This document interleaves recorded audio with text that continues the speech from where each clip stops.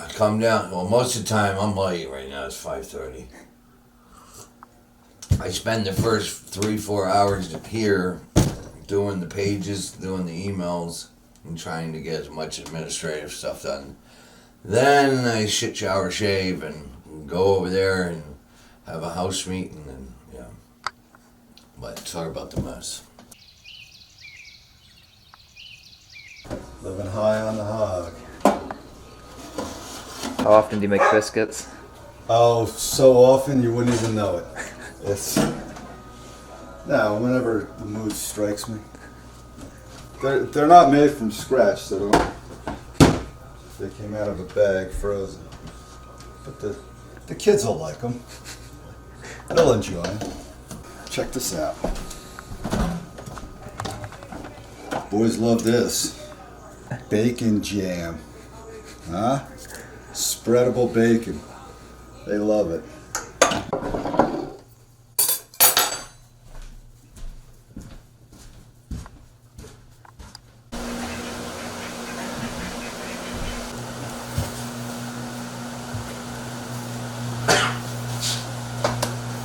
So this is not your traditional program.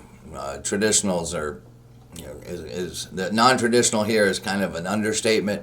We're not afraid to let a veteran know when he's screwing up.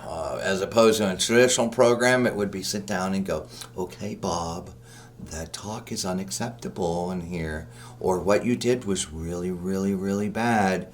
No, here we treat our vets with respect and this and that, but just like in the military, when somebody does something so dumb or stupid that could jeopardize their sobriety or whatever, there is no filter or anything. It's like, hey, Bob, you up.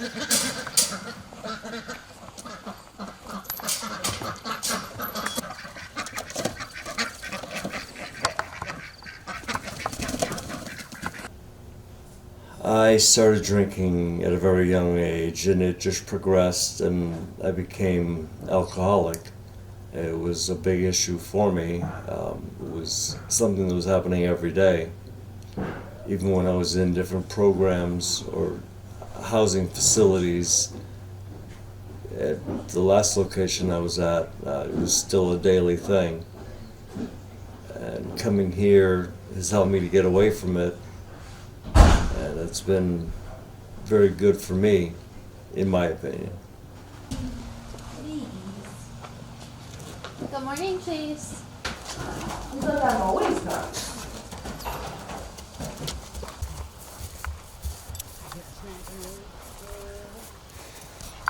Yeah, better?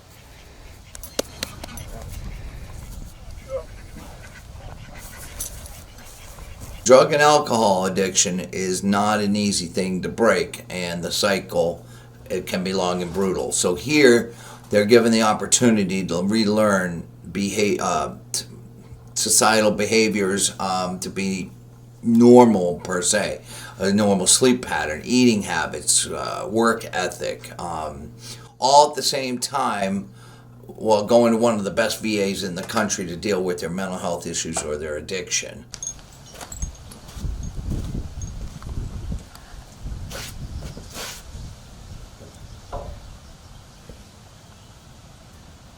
There's roast beef. You can't get it, Mark. You want to try beef? Try that. I'm telling you. Other than Kelly's. How many mowers are up? 2. I'm going to try to get 2 more blades before I leave. I know like you guys aren't out there purposely running over boulders, but it'll happen from time to time. The weed whackers, we've got a new one. Hey!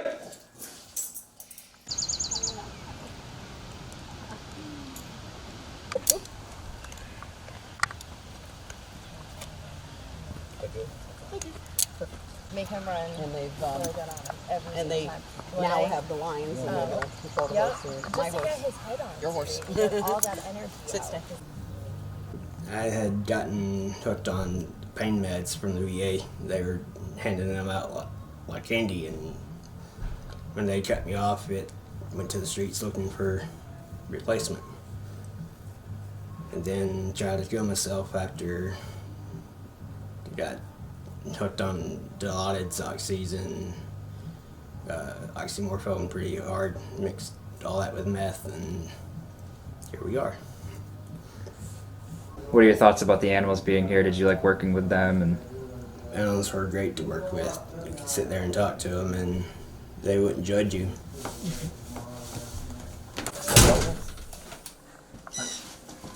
Well, we got a fox here, and the dog wasn't here to chase him off again. The location of the chicken house is problematic because it provides cover for the predators to come through this little sliver of woods. We have everything crossing through here. Owls, if the ducks are out at night, will get eaten. The bears, if they're hungry enough, will kill the livestock. Tag! Boy, get him! He's on it. He's on the scent. And just a few minutes ago, he was 10 feet away from the pen. So up here in New Hampshire, it's illegal to kill them if they're becoming a nuisance. So just make sure you clean up your brass when you're done.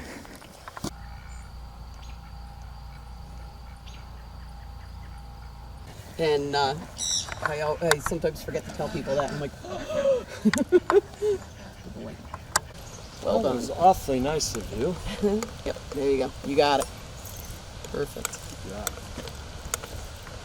We give the veterans here plenty of rope, and if they want to wrap it around their neck, you know, we'll stop them. But you know what I mean by that is you're allowed to make mistakes here. The goal is not to make the same mistake twice. In traditional programs, you know, they really are. They're dedicated to helping homeless vets with drug and alcohol problems, and they welcome them in, and they say they're family. But when they relapse, which relapse happens quite a bit, we're dealing with drugs and alcohol. But when they relapse, it's all of a sudden, hey Bob, you're a piece of you know what. You know, get your stuff. You got less than an hour to pack and get out of here. How dare you drink? Whereas here, we look at the history of the vet case by case, and when they relapse, they're given many options. First, they need to be a man and own up to it and admit that they made a mistake. And if they're willing to take their lumps, and the punishment can range or from anywhere from, you know, lack of getting their passes, restricting their passes, to being sent to the VA for 30 days, which I've been told is one of the most harshest punishments, you know, wearing VA pajamas. Oh, boy. You're okay. Look at this.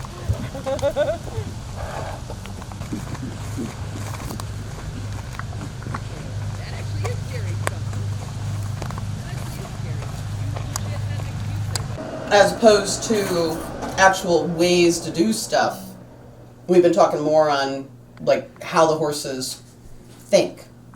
So, and today, everybody didn't ride, right? That was just a bonus thing, right? No, nobody was on Just except for Jada.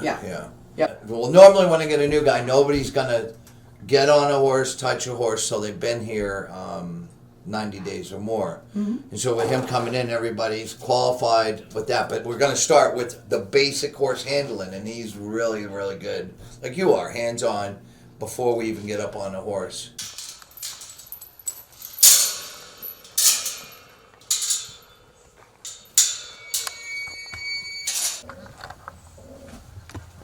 Nice and hot. can I see one? Nice. Fresh hen fruit.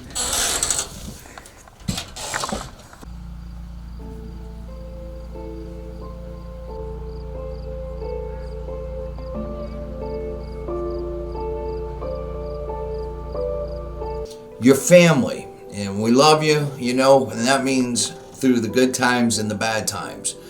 When I first get these guys, I fully expect them to make mistakes, and you know, I look at intent and stuff like that. There are some guys that I've had here that no other program or hospital would touch them because of mitigating circumstances, whether it be open court cases or because of their mental condition, you know, or they're too hard to handle, you know. And I've taken them, and it wasn't easy, but we've gotten them through that, and some have already left the farm, and they check in from time to time. So if you look at it like this, is every vet worth helping, or should we only help those that are easy to help? That's the question.